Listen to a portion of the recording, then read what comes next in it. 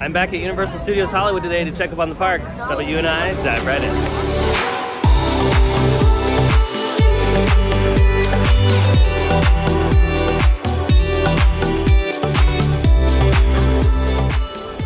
Well, hello everyone and welcome back to another theme park obsession video. My name is Dylan and thank you so much for tuning back into the channel. If you're new here and you're obsessed with theme parks just as much as I am and Universal Studios content, be sure to hit the subscribe button and notification bell because I have brand new videos every single week and you won't want to miss out. How about we start off with City Walk and see what's going on there. Starting off here at City Walk, you can see that they're still working on the It's Sugar facade, and it looks like they actually haven't done anything since they've put up that barrier, so I don't really know what the plan is, and I don't know when they're going to go ahead and execute that plan because it looks like it's just been the same. On this side you can see that Antojitos is still doing its test and adjust phase. Should be open later on this month. Let's go ahead and get a little closer and check it out. Yeah, right now they're just doing like an employee preview, I would assume, or test and adjust phase for some of the executives here at the park, so that's pretty cool. We're getting closer to a grand opening, and I'm sure that'll be the next week or two. We'll be able to go check it out and try some of the food. And there's still nothing going on at the old Element store. As far as parking news is concerned, Universal Studios raised the price for the general parking to $27. If you want to park up here in the front, it's going to cost you $60, and quite honestly, it's not worth it at all. I think that's a little too steep to park your car closer to the gate when you could just walk through City Walk. There's a lot of cool shops and restaurants through City Walk, so when you park in general admission parking, you get an idea of what you might want to do later on in the evening at City Walk. So it looks like they've officially started decorating the park for Halloween Horror Nights. So on your next visit, if you have little young ones with you, just remember that some of the props are a little bit scary and some of them are a little bit gory, but they try their best to cover all that stuff up during the day. But yeah, it's exciting that they're finally starting to decorate this. I can't wait for Halloween Horror Nights to start. Alrighty, we're gonna start off our journey inside the park at the Secret Life of Pets attraction. You can see crews are working at the top there on the facade work, which will hopefully be revealed soon. They finished the other side of the building on this side closest to Walking Dead. So that's all done, and scaffolding is pretty much down on that side. But you can see slowly but surely the details are emerging. As far as Holidays in Hell goes, the facade and everything still looks the same out here in the front. If anything, they've just kind of installed these little pieces right here. So I would assume that's for some audio or lighting effects as you walk up to the facade. And these pieces up here in the corners, those might be for some more speakers, or maybe some additional lighting. But yeah, not much has changed on the facade, and I don't think it's going to change because it looks like this is pretty much done. So this is ready to go for the opening on September 13th. And you can see over here, things continue to get more spooky. Some new Elepistodal fixtures are right there on top of the attraction. This is the Holidays in Hell maze that's going into the Parisian courtyard. And then here is another view of the Secret Life of Pets building. I'm assuming this will be the entrance of the attraction. You can see nothing much has changed on this side. It looks like most of the crews are working on that side, on the Baker Street end of the facade. Well, over here at the lookout near Super Silly Funland, you can see that the progress on the rumored Nintendo project has just accelerated immensely. I mean, look at this structure right here on the right. That's crazy. Just the other week it was nothing. There was nothing there. All they were doing was prepping the structural steel, and now they've completed multi-levels of it. That's insane. And now those stairs that are off in the far right too are now linking up with that building. So it does look like this attraction is going to be multi-story, and by the looks of it, just on what we have right now, it's definitely going to be multi-purpose. There might be some offices on the upper levels, and then they might use the building for maybe a gift shop or some other shops and eateries, because yeah, the attraction looks huge. So that's exciting to see. And then over here at the bottom left, you can see they're also working on the structural steel for what looks to be another attraction. Super excited to see this progress, and soon, by the looks of it, and judging on how fast they put this, or how fast they have been putting this together, we're probably not going to be able to see much in the next couple of months because these buildings are going to be fully enclosed. I am starting to wonder though if they're going to go ahead and alter these buildings down here, like the Panda Express and the Studio Cafe. I wonder if those will eventually be demolished or altered severely to maybe accommodate this new land they're building, or maybe they'll leave room for expansion in the future. I still haven't seen any Halloween Horror Nights decorations. Usually they deck this street out for the season. So maybe next week or the week after we'll start seeing some holiday decorations here, because John Marty has said that this particular street is going to be an addition to the Holidays in Hell maze that's going to be here in the Parisian Courtyard on the left. So this will be like a Christmas themed street. That's pretty much all the major work right now. We'll come back to Waterworld later to check up on that Halloween Horror Nights maze. How about we venture off to the studio tour and see what's going on over there. You can see off in the distance that crews are working on the Ghostbusters maze over there. And the eye-tails are up in that section, so I don't know if the studio tour is going to make a left-hand turn there so we can get a closer view. It looks like our views of the Metro set attractions are over for the season, which is unfortunate because this year we didn't really get a lot of shots this year from the Metro set. So it's a little bit of a bummer, but we'll go ahead and ride the tour anyway to get a shot of the two mazes being built at the tram exit. You see that work hasn't started yet on the facade as far as details are concerned. It's still just a bunch of lumber. So hopefully sometime next week or the week after we'll start seeing some cool details for this attraction. Alrighty, studio tour, let's do this. It's only 25 minutes today. It's not too bad at all. The last time I was here it was like 3 hours long. It's so long. So this is a lot better. Alrighty, here's yet a closer look at this attraction. You can see crews right there working on some more facade work, and I'm sure some of the interior showpieces. But yeah, and still no details on the facade yet, and they still haven't painted anything black, and usually that black paint is used as a primer and a sealant for the wood so it doesn't warp and get nasty over time, and it's also good for fire coating. So they haven't gone to that process yet, but it looks like the maze over here has gotten their black paint, so I would assume that this one's just right around the corner.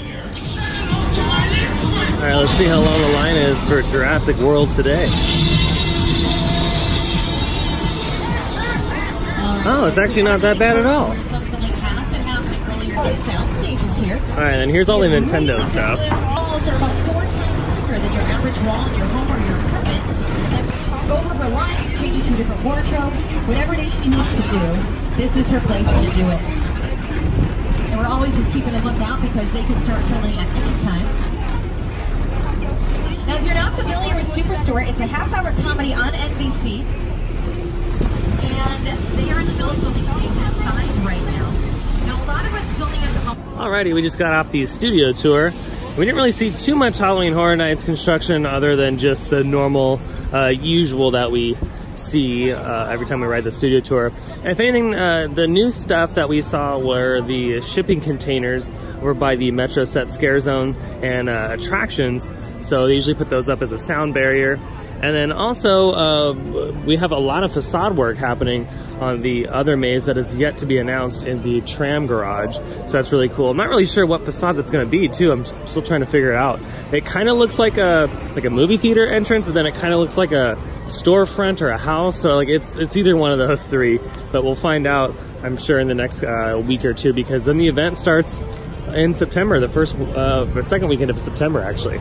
So just a quick update, because it was just announced today that the maze that we've all been trying to figure out is actually the Curse of Pandora's Box, and it's going to be this one right here. We've been trying to figure out what this maze is, and I guess the facade, right, it actually is going to be a storefront that's all banged up and looks all like old and decrepit. And if you're not familiar with Pandora's Box, it's from Greek mythology. And essentially what happens is if you open up the box, everything evil and bad happens. And so throughout the attraction, I'm sure we're gonna start seeing a bunch of crazy stuff go on. And that's really exciting. I love original mazes. I'm so glad the event is doing another one. And I hope in the future we do even more, because original mazes are awesome. So yeah, that's all 9 mazes this year. Alrighty, how about we take a stroll to the lower lot and see what's going on down there. So right before you head down to the lower lot, remember the old hot dog cart that kind of sat right here and it was kind of like a temporary one? Well, now they have like a more permanent hot dog cart, which is really cool. And they have drinks, they have hot dogs, and there's 4 different selections, by the way. And they also have beer and bottled water here as well. And just to give you an idea of the pricing, it's $10.99 for each of them. They have an American, a Fresca, a Californian, and a Kraut dog. At the Killer Clowns from Outer Space maze, you can see that they've been installing some more electrical work. And a lot more speakers have popped up in that final scene right here, leading up to the exit. They've also installed a piece of lumber over the top of one of the sections of pathway. So I wonder what's going to be happening there. And you can see just the kind of knot of wires and all the electrical that's being installed throughout the whole entire attraction. Nothing up in the front that's new that I can see. You can kind of see trees here in the top corner for the facade. And then obviously the sound barrier that blocks out a lot of the noise is up and ready to go. All right, then here's a shot of the Nintendo project going vertical. You can see crews are working on that second deck there. So yeah, a lot of work has been happening in the past couple days, and it's fantastic to see. I'm glad the project is kicked into high gear. So hopefully they'll get this thing open by 2021 or 2022 at the latest, I would assume. I would think they would do it by 2021. Usually Universal does something new every single year. So this might be the big project that's opening in 2021. All right, as far as House of a Thousand Corpses over here at Waterworld, you can see that a lot of the structure has been complete on this side, and they're already starting to install some audio and lighting, which is fantastic. But we're definitely starting to see some more details on this attraction, and you can see the facade from years past is back, and it's a little bit different this time, so it's awesome. I can't wait to go through this attraction again. It's gonna be a great addition to Halloween Horror Nights. And then here's just another shot, and you can see around the corner here, it looks like the house facade throughout one portion of the maze looks to be complete. And they put all the shingles on top, and a lot of the lighting is done on that. Or no, that's actually lighting for Waterworld. What am I talking about? The lighting and audio for the other shot was back in the maze somewhere else. But yeah, this is what it looks like so far. Well, before we call it a day, let's head inside the Universal Studios store, see if they have any new merchandise available. And speaking of merchandise, my t-shirts are now available as well. So I'll leave the link down below. You guys could check out my store, and I have a bunch of cool things available there. So definitely let me know what you think. And yeah, if you buy a t-shirt, it helps support the channel so much. Of course, we got these ET related mugs. These are cool. These are $12.95. Not too shabby. Oh, this is a pretty cool Psycho shirt. I like that. It's pretty soft. How much is this? This is $28.95. Oh Lord, look at these sunglasses. These are crazy. These are a mystery. How much are they? Oh, they're $16. And you got some T-Rex dino shades. We have these new Hogwarts alumni sweaters and long sleeve, or pullover hoodies, I'm sorry. These look really cool. How much are these? I think they took the tag off of the display. Let's try to find it. Alrighty, I found the prices. The long sleeve is $37 and the hoodie is $60. Look at how big this mug is. This is the Lard Lad Donuts. This is $21.95. That's insane. That's like caffeine overload. Oh, we have a lot of Betty Boop merchandise over here. We got some cool mugs, some t-shirts. This particular t-shirt right here is $30. And this one, I'm assuming is the same price, but you never know. Yep, $30.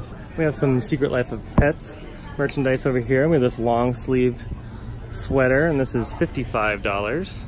And this tank top, or not tank top, this V-neck tee is $37. Well, that's gonna do it for today's video. I hope you enjoyed it. If you did, go ahead and smash that like button. And if you're new here to the channel and you love theme parks just as much as I do, hit that subscribe button because I have brand new videos every single week and you won't wanna miss out on that. Also, be sure to check out my all new merchandise. I'll have the link for that right down below in the description.